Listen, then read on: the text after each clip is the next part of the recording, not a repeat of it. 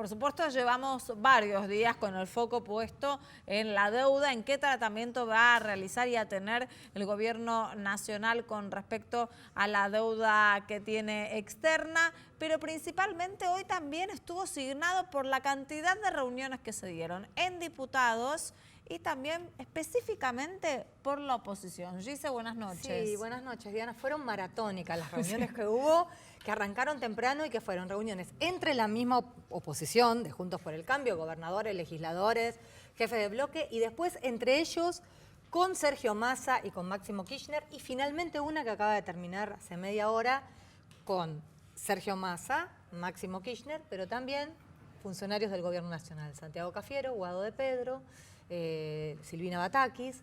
¿Para qué? Para ver si finalmente la oposición lograba que la nación escuchara sus reclamos, la ayuda que están pidiendo para las deudas provinciales y a cambio poder votar mañana favorablemente el proyecto de reestructuración de deuda que vos misma recién decías que había logrado dictamen de comisión sin el aval de Juntos para el Cambio. Ahora, Giselle, es importante igual remarcar esta voluntad aparente, aunque sean las fotos de reunión que está teniendo tanto el bloque oficialista como también la oposición, incluso funcionarios del gobierno nacional, que se sientan a dialogar, que charlan, que pueden convivir en un mismo lugar. Sergio Massa con todos los gobernadores y el jefe de gobierno porteño de la ciudad. En algún punto mostrar voluntad política y una convivencia para tratar de sacar el país adelante. Después se verá si quieren votar a favor o en contra, si quieren agregar cosas.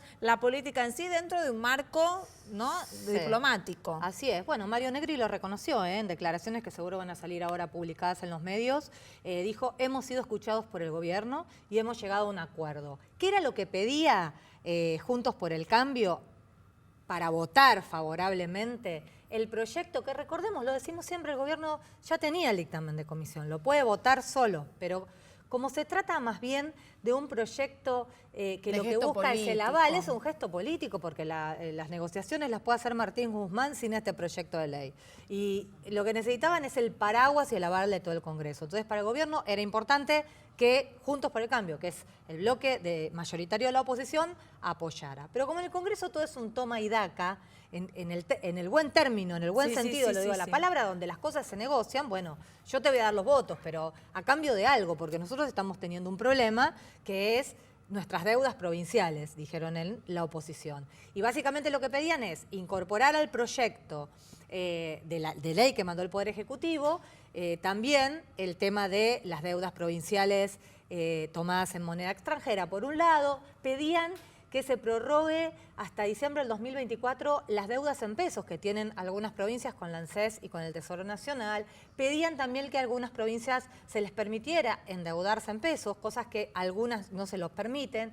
Entonces lo que decían es, queremos que haya un marco institucional para hablar de todas estas deudas de la provincia, los gobernadores de la oposición. ¿Por qué? Porque hasta ahora vemos discrecionalidad. Algunas provincias se les da, digamos, plazos para la deuda que tienen para pagar al Estado Nacional. A algunas provincias se les permite endeudarse y no queremos que esto sea el látigo y la chequera. Queremos que esto sea, que haya previsibilidad. ¿Qué acordaron entonces después de tantas horas de reuniones? A ver. Bueno, se va a votar, según contó Juntos por el Cambio en un comunicado, mañana un proyecto de resolución en donde quede plasmado y se va a formar una mesa de trabajo, una mesa institucional integrada por el gobierno y por Juntos por el Cambio para tratar el tema de las deudas provinciales. En esa mesa va a estar básicamente Santiago Cafiero, Guado de Pedro, Máximo Kirchner, Sergio Massa, Mario Negri y los jefes de bloque de las distintas fuerzas que conforman Juntos para el Cambio. A cambio, van a votar mañana favorablemente el proyecto de ley, que este paraguas político que decimos, para que se avale la negociación que ya arrancó el ministro Guzmán, al menos hoy, con el Fondo Monetario Internacional. Sí, hoy después de la reunión que Internacional. tuvo con el líder de la misión para la Argentina, mencionaron que hay una agenda de reuniones que se podrían establecer. se estiman 2 reuniones más, aparentemente una en Buenos Aires y otra en Washington, y que dentro de esas reuniones se empieza a trabajar lo que todos estamos esperando, ¿no? Esta planificación del gobierno que tiene con el Fondo Monetario para ver cómo le vamos a devolver la gran cantidad de plata que le debemos y principalmente ver si nos van a dar estos 2 años de gracia que vienen pidiendo desde el gobierno de Alberto Fernández, porque como no hay plata no se sabe con qué va a pagar, sino... Y hubo una reunión más de la Mesa Nacional de Cambiemos. Por un pliego que trae muchísimas discusiones dentro de Juntos por el Cambio. Incluso, es verdad. Se iba a dar en Bolívar 1 primero, después, bueno, como no hubo tiempo por estas maratónicas sesiones donde estuvo el jefe también de gobierno, se hizo en el Congreso, en un despacho en el segundo piso del Congreso. Estuvieron ahí, bueno, de nuevo, todos los que yo nombré antes, los 4 gobernadores, ahí estamos viendo, y los jefes de los partidos, Patricia Bullrich, que va a asumir como jefa del partido del PRO en febrero, Maxi Ferraro, la Coalición Cívica, Cornejo de la UCR, Negri, bueno, ahora, Pichetto, bueno, Pichetto, ¿no? Que ya forma parte de la mesa de Juntos por el Cambio. Esto es Juntos por el Cambio, la oposición del gobierno de Alberto Fernández, y no vemos ni a María Eugenia Vidal, ni tampoco a Mauricio Macri, que está saliendo ahora bastante en escena con esta designación que tuvo en una fundación FIFA que trajo tantos amores y tantos desamores dentro de las redes sociales, ¿no?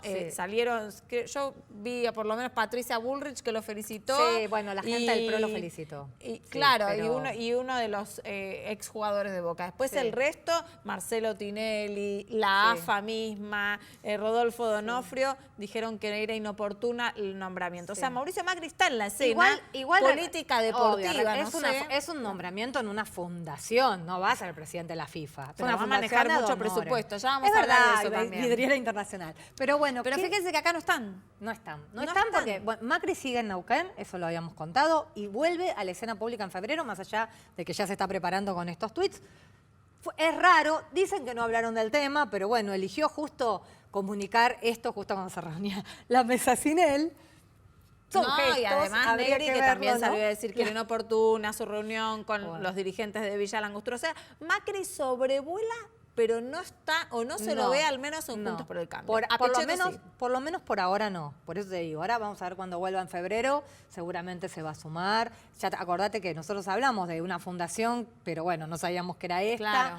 Va a escribir un libro, va a dar charlas internacionales. ¿Cuál fue el tema, Giselle, de esta reunión? El tema, además de ponerse de acuerdo con la agenda parlamentaria de lo que se viene, básicamente fue bajar línea para ver qué van a hacer con la aprobación del juez. O no, del juez Daniel Rafecas como procurador nacional, como el jefe de los fiscales. Ese pliego va a llegar al Congreso en abril, ya está en condiciones de llegar en abril, y el oficialismo necesita los 2/3 para aprobarlo. Le faltan 5 votos. O sea, tienen ellos 41 votos, llegarían a 43 con los aliados que suelen tener. Le faltarían 5 federal votos. En general. Exactamente.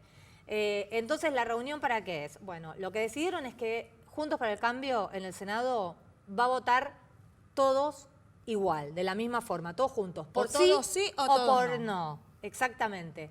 No decidieron todavía qué harán. Hay una inclinación mayoritaria a votar por no, pero quieren escuchar, lo quieren escuchar Rafecas. Quieren esperar y después se tomará una decisión en conjunto. Quieren mostrar unidad, quieren mostrar que pueden pelear por la situación de las provincias. De hecho, Negri hoy también entre los planteos que hizo temprano a Máximo Kirchner y a Sergio Massa, estaba Rodríguez Larreta, fue esto de estamos atentos, que le quieren sacar un punto la coparticipación a la ciudad, digamos, mostrar unidad, mostrar una defensa de fuerza. De bloque. ¿No? Exactamente, mantener el 41%. Bueno, vamos a ver entonces qué es lo que sucede también con el pliego de Daniel Rafecas y cómo se va a comportar Juntos por el Cambio con respecto a eso. Dale. Te invito a la mesa, vamos a seguir hablando de todos estos temas, que ya está Nicolás como todas las noches, y vamos a recibir a Iraí Hackman, que es diputado nacional del Frente de Todos. Buenas noches, gracias por estar aquí. Buenas noches. Bueno, hubo un día movido en el día de hoy. Sí, estuvimos con... Bueno, primero se constituyó la Comisión de Finanzas, que todavía no estaba constituida, la del presupuesto sí. y trabajamos en plenario para dar dictamen al proyecto de ley que ustedes están comentando, ¿no? Muy importante porque la deuda externa diría que es uno de los principales desafíos que tiene el gobierno, hoy es la principal restricción que tiene la economía argentina para poder ponerse en marcha. Y es muy importante que el Congreso apoye la gestión que va a hacer el ministro de Economía, que es una reestructuración difícil.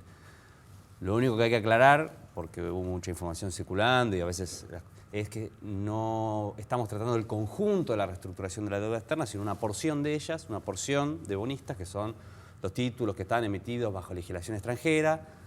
No entra, por ejemplo, el acuerdo con el Fondo Monetario Internacional. Es decir, la negociación de la deuda tiene una cantidad de componentes, es muy complejo. Esto es un primer paso, es una oferta que el gobierno va a hacer a un grupo de bonistas, después vendrán otras, en un proceso que seguramente lleve varios meses y de cuyo éxito dependemos el conjunto de los argentinos, independientemente de a quién haya votado cada uno. Más allá del gesto político, ¿no?, que puede llegar a dar esto de sustento a un grupo de bonistas, pero en lo general también de cómo se comporta el Congreso Nacional en apoyo al ministro de Economía. ¿Es un poco también para evitar algún tipo de litigio que pueda tener el país o tampoco tiene nada que ver? Yo creo que no, porque la responsabilidad del acuerdo que se haga va a ser la autoridad de aplicación. La autoridad de aplicación en este proyecto de ley es el Ministerio de Economía.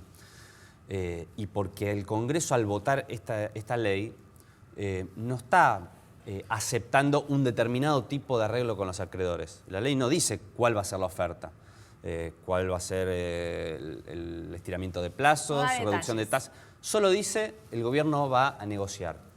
Pero lo que sí dice el proyecto de ley es cuál es la guía, digamos, política o de principios, de valores con las cuales va a negociar. Y dice dos cosas. Dice, necesitamos primero recuperar la sostenibilidad de la deuda, ¿no? Esa palabra que se usa, que es, necesitamos una deuda que sea no solo que podamos pagar, sino que sea sostenible en el tiempo. No nos sirve un acuerdo, vamos a decir, por un año, y en un año estar de vuelta discutiendo que no podemos pagar la deuda. Que sea sostenible en el tiempo. Esa es la especialidad, además, de Guzmán, digamos, ¿no? Y eso tiene que ser compatible con dos cosas, dice el proyecto de ley. Con la reactivación económica y la mejora de los indicadores sociales, es decir, no nos sirve una deuda que no permite que la economía crezca y que mejora la calidad de la gente. Y después dice, tiene que ser compatible con recuperar la autodeterminación financiera y económica de la Argentina. Traducido, no nos sirve una deuda que no nos permita tener soberanía para decidir cuál es la política económica que queremos llevar en la Argentina, ¿no? Entonces, eso sí está en el texto del proyecto. Es algo que repite también Martín Guzmán, todo el tiempo, cuando las 3 veces que dio conferencia de prensa, digo, bueno, nosotros queremos armar nuestro proyecto y queremos llevarlo adelante para que el país crezca.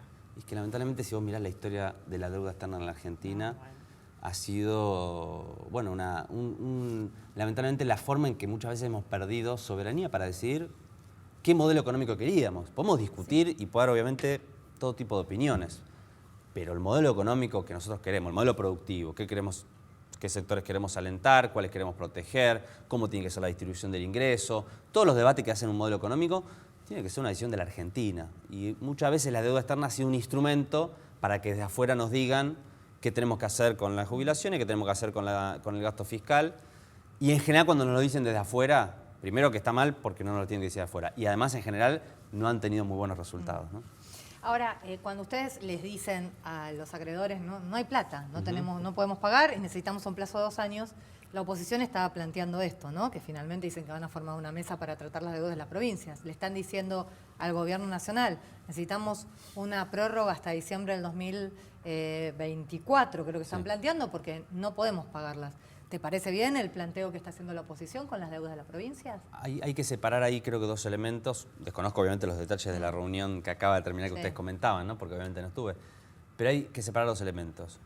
Como este proyecto de ley trata sobre deuda emitida bajo legislación extranjera, obviamente deuda en moneda extranjera, sí obviamente es pertinente pensar qué pasa con las provincias que tienen efectivamente deuda en moneda extranjera. Que es distinto del caso, por ejemplo, de las deudas con la ANSES. No, obvio. No entra en este proyecto, no digo que no sea un tema importante, pero no entra en este proyecto que vamos a tratar mañana. Son distintos pedidos, pero lo que yo te estoy comparando es vale entonces que de la misma manera que el gobierno nacional le dice al acreedor, mira, no tengo plata para pagarte, por más que me prestaste, vale que un gobernador le diga al gobierno nacional, y yo no tengo plata para pagarte. Ahora, por supuesto, dame un plazo de 2 años. Digo, es la misma lógica, ¿no? Porque ahora, si el gobierno va a decir, no, vos gobernaste mal, entonces también los acreedores internacionales tienen derecho a que le diga al gobierno, vos gobernaste mal. Digo, ¿me entendés la vara que estoy diciendo, por supuesto. ¿no? ¿Cuándo se aplica para que no se aplique según la conveniencia? No, claro. Lo que pasa es que en el caso del Estado Nacional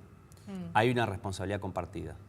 Hay una responsabilidad obvia del gobierno anterior, que el propio expresidente de la Nación el otro día, en un descuido, confesó, dijo, tomamos deuda de manera descontrolada, ¿no? Y eso es una responsabilidad, claramente. Pero también hay una responsabilidad de quienes les prestaron a la Argentina.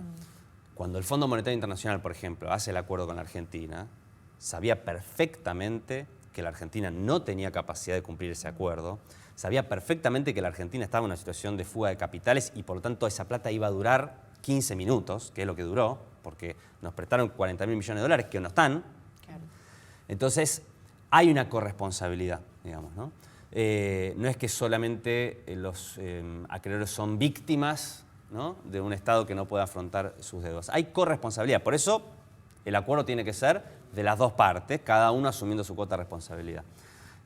Los que obviamente no tienen responsabilidad es el gobierno que acaba de asumir y que está tratando de arreglar este desastre, ¿no? Pero yo creo que va a haber voluntad del gobierno, y por lo que ustedes comentaban recién, entiendo que es así, de incorporar ese planteo de alguna manera y obviamente ayudar a todas las provincias, ayudar a las provincias a que puedan mejorar su situación fiscal. También es responsabilidad del gobierno anterior, nacional quiero decir, haber autorizado a las provincias a endeudarse en moneda extranjera de la manera que lo hizo. Perdón, no puedo dejarlo pasar, perdón, pero Vale. digo, Kicillof, uno de los pagos que tiene que afrontar, la deuda la tomó Es de Scioli, Scioli. digo, No, tampoco, sí. digamos todo, ¿no? Pero Porque- es que cuando un Estado tiene una acumulación de deuda que no puede pagar, no es el problema de un bono en particular. No, bueno, de hecho, por en eso te la digo, reestructuración... son varios gobiernos que No, vienen pero haciendo eso. pero en el 2015 la Argentina se había desendeudado. Esto no lo confesó Macri, lo confesó Duhovne, cuando en otro video que circuló hace unos años decía, tenemos la ventaja de que nos podemos endeudar porque estamos desendeudados. Entonces, hubo un desendeudamiento, si vos comparás el stock de deuda, claramente, sobre todo en moneda extranjera bajó muchísimo, y en el Macri fue todo lo contrario, ¿no? Entonces, obviamente, ahora vas a tener que reestructurar toda la deuda, la que tomó Macri y la que venía de antes de Macri, entra también. Pero el 85% de la deuda que la Argentina tiene que pagar de vencimientos de capital e interés que tiene que pagar entre el 2019 y el 2023, es decir, durante el mandato de Macri, el 85% es deuda emitida por Macri. Entonces la responsabilidad claramente, en nuestra opinión, es del gobierno anterior. ¿Hay mecanismos para evitar que se vuelva a repetir lo que sufrió la Argentina con los holdouts? Mira, estos bonos que están reestructurándose tienen una ventaja que no tenían los del 2001 cuando fue ese default, que es lo que se llama cláusula de acción colectiva. Los bonos del 2001, para que se entienda, vos podías reestructurar, como de hecho la Argentina hizo, el 92,4% de los acreedores, pero los que te quedaban afuera igual podían hacerle juicio. Lo cual obviamente es un problemón porque vos podés arreglar el 99% y porque el 1% te queda afuera te puede hacer juicio. Estos bonos que estamos reestructurando ahora no tienen ese problema porque tienen cláusulas de acción colectiva. Por ejemplo, en muchos bonos, si vos tenés el acuerdo del 66%, 2/3 de los bonistas, el resto tiene que acatar ese acuerdo. O en el caso del bono que está tratando de estirar los plazos el gobierno de la provincia de Buenos Aires, el 75%. Eso es una ventaja, porque si vos tenés un acuerdo mayoritario, no es que te puede quedar afuera un 1% haciéndote juicio como los holdouts. Bien. Ahora, ¿cuál es el peligro que sí tenemos? Que si no hay acuerdo y los precios de los bonos siguen bajando, lleguen a un precio tal que sea apetecible por los llamados fondos buitres. Todavía no estamos en esa situación. Los bonos están muy baratos, pero todavía no a precio buitre. Por eso es muy importante lo que quiere hacer el gobierno, que es Saldarlo. Antes de que termine de bajar. negociarlo sin... No necesariamente es malo que caigan los precios de los bonos, pero que no caigan sea, por debajo de un umbral que venga buitres los compren y ahí se complica más. Claro, la O cosa. sea, se referís, para pasar lo limpio, que los buitres compren y aprovechando, Litiguen. se nieguen a entrar en una reestructuración para poder litigar. Claro, la naturaleza de los fondos buitres es que no negocian. Digamos. Claro, Los fondos claro. buitres compran bonos, en general ya en default, y hacen juicio y esperan que un juez les dé la razón para cobrar el 100%. En cambio, el resto de los acreedores negocia. Y ahí la negociación, obviamente, es un juego de dos partes, digamos. ¿Qué es lo que tendrán en cuenta los acreedores, en este caso la Argentina, para aceptar o no?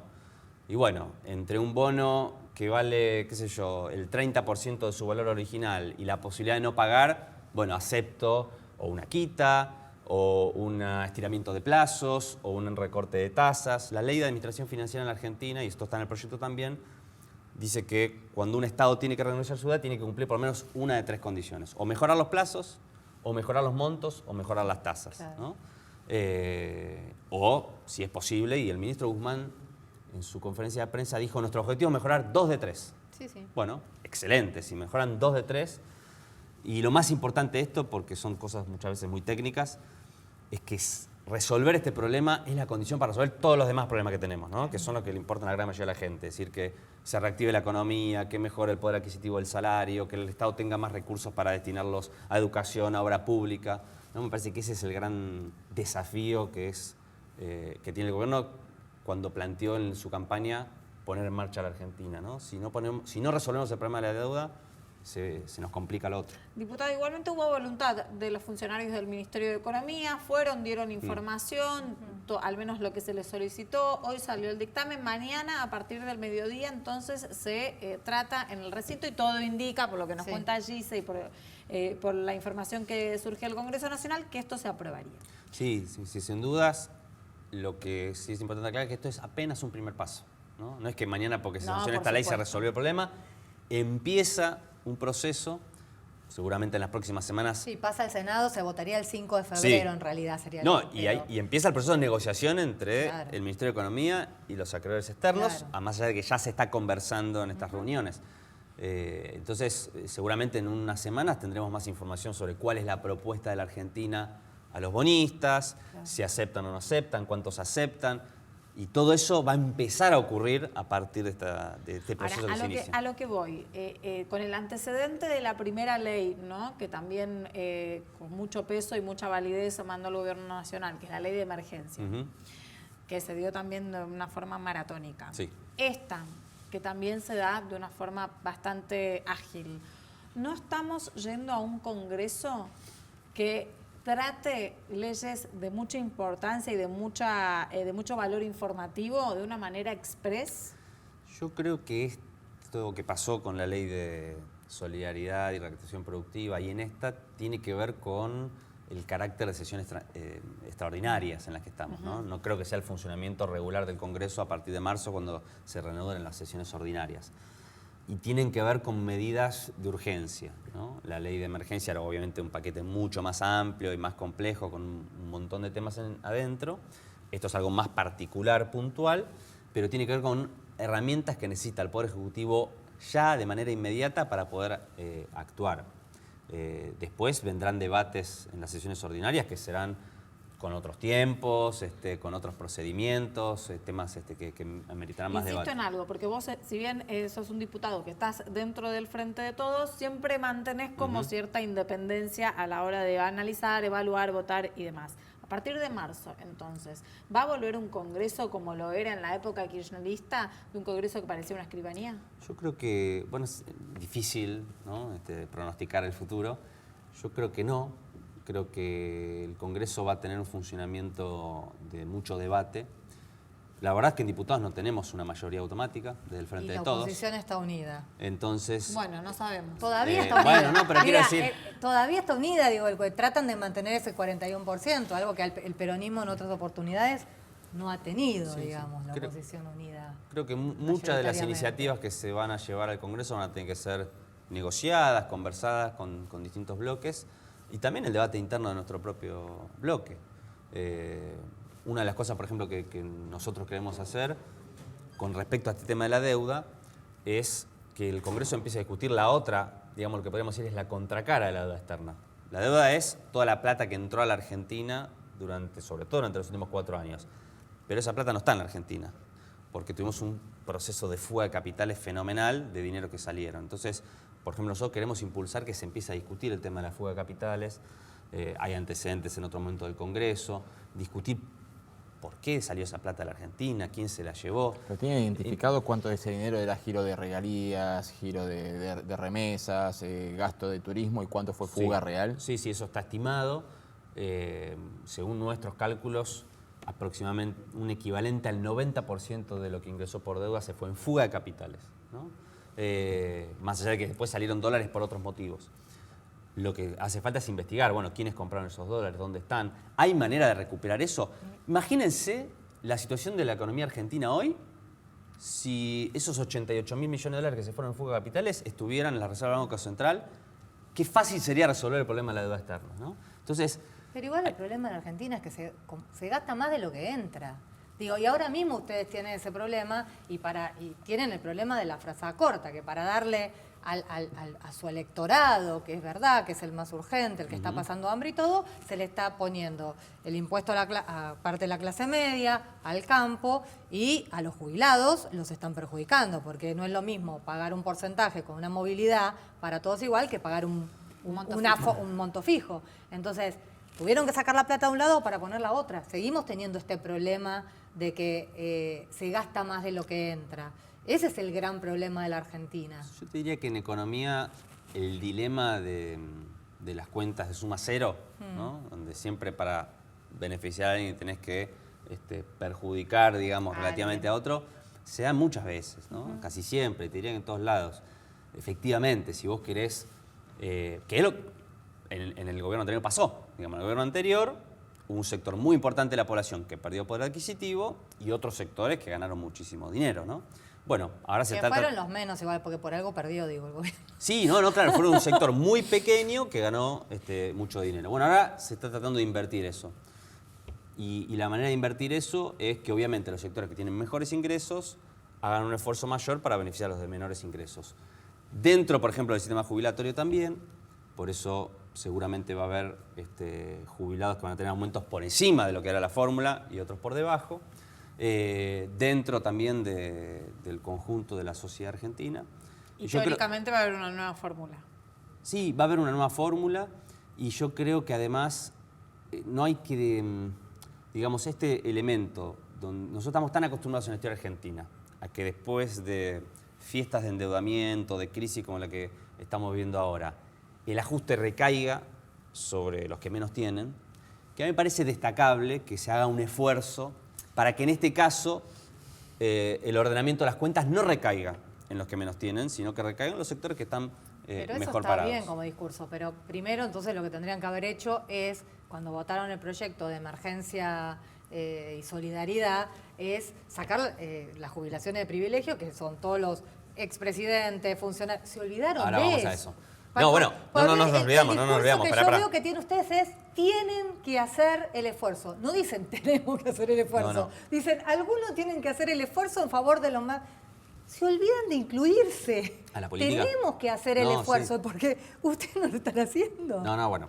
Primero aclarar que ni los diputados ni los funcionarios tienen regímenes especiales de jubilación. Eso existía en la Argentina hace muchos años, ya no existe más. Las jubilaciones de privilegios, eso no existe más. Yo estoy de acuerdo que la política tiene que dar el ejemplo y que tiene que también ajustarse, pero no es que, digamos, en la sanción del proyecto de emergencia económica, de solidaridad, fue muy clara el sentido redistributivo y muy claro cuál era el sector que se quería beneficiar. Por supuesto que yo estoy de acuerdo, hubo algunos gestos, seguramente sean insuficientes, como la decisión de congelar por 180 días que sacó el Congreso y los sueldos de los funcionarios, seguramente son insuficientes, pero a mí me parece que la orientación del gobierno en ese sentido es clara.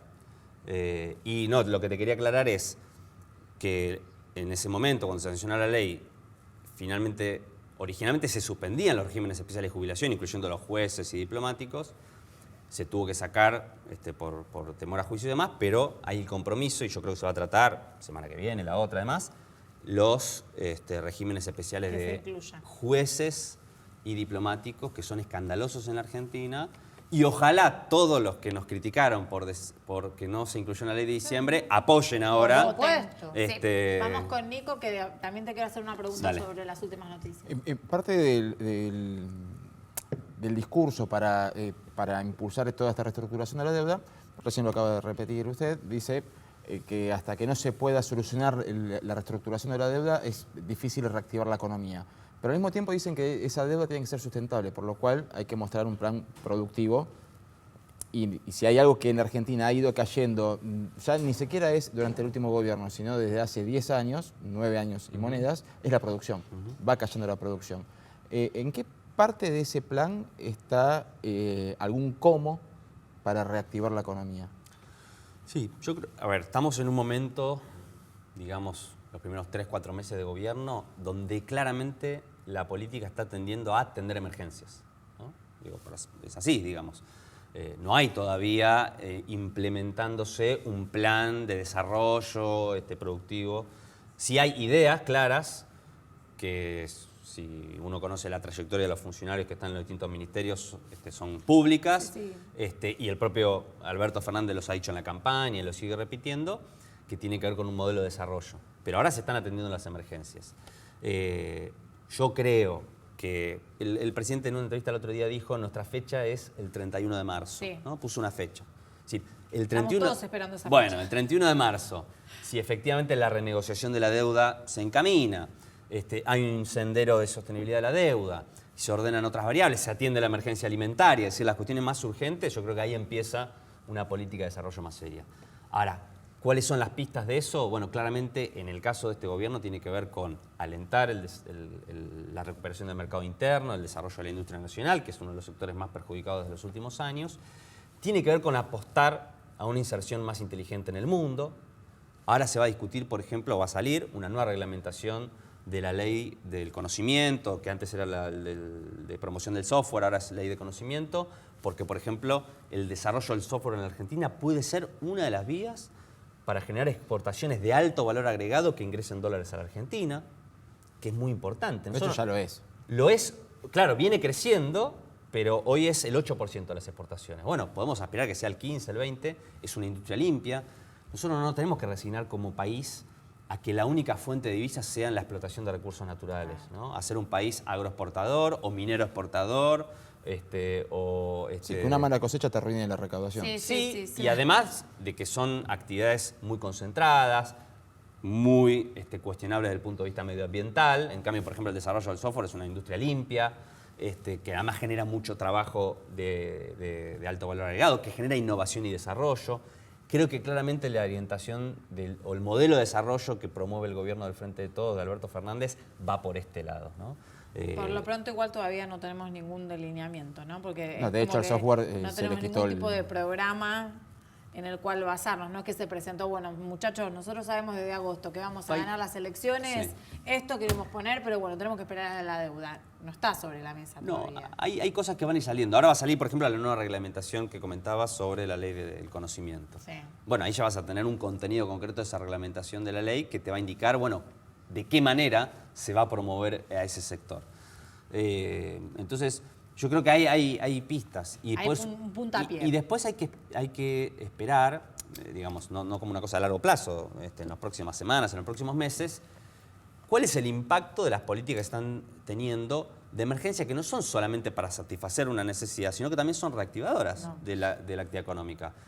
La inyección de recursos, si vos sumás los bonos a los jubilados, la tarjeta alimentaria, el congelamiento de tarifas, todas las medidas que se tomaron en estos primeros meses van a tener un impacto reactivador en la En el economía mercado argentina, interno. lo cual también habla de que esta política va a beneficiar también a los sectores medios, porque si vos suponete que tenés un comercio o sos una empresaria pyme, que la gente empieza a recuperar, la gente de más abajo empieza a recuperar poder adquisitivo, Que son sectores de 4 años de recesión. indirectamente te va a beneficiar a vos, porque tu empresa va a vender más, porque tu negocio va a vender más, ¿no? Cuando Alberto hablaba de encender la economía, se refería a volver a poner en marcha ese la circuito rueda. virtuoso del mercado interno que hace que el grueso de las actividades económicas, que son las que viven del mercado interno, se pongan en marcha. Salimos de la economía. ¿Cómo no? ¿Usted, diputado, es futbolero? Sí, sí. ¿De qué, Me gusta el fútbol, ¿De sí. qué grupo? ¿De qué equipo? Soy hincha de Boca. Hincha de Boca. Es la única Me coincidencia viene que tengo con justo el expresidente. al filo que el diputado Itaí Hackman sea de Boca. ¿Cómo ve en ¿Me vas el a preguntar por lo de la universo- FIFA? Claro, ¿La fundación? ¿cómo ven el universo del fútbol, en principio como hincha y después como político, que un expresidente que le trajo muchos beneficios al club sea ahora parte de una fundación FIFA, como el Mira, expresidente estábamos Macri? en la comisión reunidos tratando el proyecto de ley cuando hizo el tuit el expresidente comentando la noticia. Entonces, claro, estamos enfrascados en una discusión seria sobre la deuda externa. ¿Y qué pasó? Y ¿Cómo llega, fue el momento? bueno, imagínate, un momento de Distensión. distensión importante en la comisión, pero al mismo tiempo decía, bueno, es raro, ¿no? Un tipo que fue presidente de la Nación 4 años, que es el principal líder de la oposición, o bueno, por lo menos está llamado a ser uno de los principales líderes de la oposición. Primero que mientras que estamos discutiendo este tema, preocupado por su nombramiento en la fundación de la FIFA. Pero además, realmente no sé cómo interpretarlo. Es raro, digamos, ¿no? No habla muy bien, creo yo, de lo que ha sido su paso por la gestión pública. O sea, digamos, no lo salva ni siquiera la década, casi 12 años que estuvo al frente de Boca. Bueno, pero en el medio pasaron cosas. Por eso, ¿no? pregunto, Como diría. según su opinión. Yo lo que diría, lo que le recomendaría a la fundación de la FIFA es que no lo dejen tomar deuda, ¿no? Porque viendo la historia reciente de la pasaron Argentina, yo le diría que lo cuiden. No sé si la FIFA toma créditos, pero viendo la historia argentina le recomendaría a la FIFA que lo tenga controlado en esa área, por lo menos. Bueno, ahora me quedé con la intriga en la reunión, ¿no? Hoy todos concentrados en el Congreso. ¿Quién fue el que dijo, miren el tuit de Macri? ¿Cómo fue la escena? Lo mandó, aparte justo, me lo mandan a mi celular, y estamos ahí entre varios diputados comentándolo, y me tocaba hablar en la comisión, entonces el presidente de la comisión, Carlos Heller, me da la palabra, y estábamos en el medio de eso, entonces yo estaba totalmente distraído, y no escuchaba que me estaban llamando para que hable en la comisión. Pero bueno, fueron unos minutos. Qué sé yo, la verdad que es una cosa de color, pero... No quiere decir quién fue porque No ese quiere decir es quién fue el que lo dice es el que estaba pidiendo gritos en un recreo. Y yo tengo una última chiquita. ¿No hablaron de la declaración jurada de Alberto Fernández o de Cristina Kirchner que declaró tener 4.500.000 pesos, más o menos un monoambiente en Palermo? Eso es todo lo que hizo como abogado en toda su vida. También es raro. O Cristina también 4 millones de pesos como abogada exitosa en toda su vida. Es el patrimonio que declararon. Es raro también. Lo de Alberto no sé, o sea... Un no monoambiente. conozco. Tiene plata para un monoambiente nada más. Bueno, pero no No sé. le fue muy bien en su carrera, entonces. O sí, o simplemente con los salarios que tuvo como político y como abogado, tiene ese patrimonio. O sea, yo diría, si un político tiene un patrimonio exuberante, mientras nos lo pueda indignamos. justificar. Si tiene un patrimonio razonable... No. o sea, Mientras lo qué pueda sé yo. justificar, está Yo no bien. conozco ninguna denuncia de corrupción contra Alberto Fernández. No conozco. No conozco a nadie que eso es haya verdad. presentado... Bueno, entonces... Eso es verdad. La verdad que el gobierno en general, Alberto, Axel Kicillof, lo mismo en la provincia de Buenos Aires, la gran mayoría de los ministros, no son gente que esté Involucrada. denunciada No, pero yo no estaba por hablando hecho de de corrupción. Estaba diciendo que es demasiado poco dinero para declarar, teniendo en cuenta que es un trabajador y ha pasado por cargos y bueno. Puede ser. Puede ser. No vi la declaración jurada. Tengan en cuenta también que cuando se declaran bienes, Sí. se declaran los valores fiscales. Eso ¿no? iba a decir, ahí vamos. Entonces, Los valores no. fiscales en la Argentina tienen que estar como... En la declaración ¿no? jurada de Tienen que cualquiera, no de los actualizarse. políticos. No, la nuestra Sí. también. Sí, la Eh, nuestra también. Y además se Es pagan impuestos por la evaluación fiscal, lo cual también muchas veces es bastante injusto, porque obviamente el valor de mercado suele superar con creces, con lo cual, bueno, hay que interpretar bien. Pero me parece que Alberto en particular es un hombre relativamente austero, digamos, ¿no? Entonces me parece Tiene amigos razonable. que le prestan.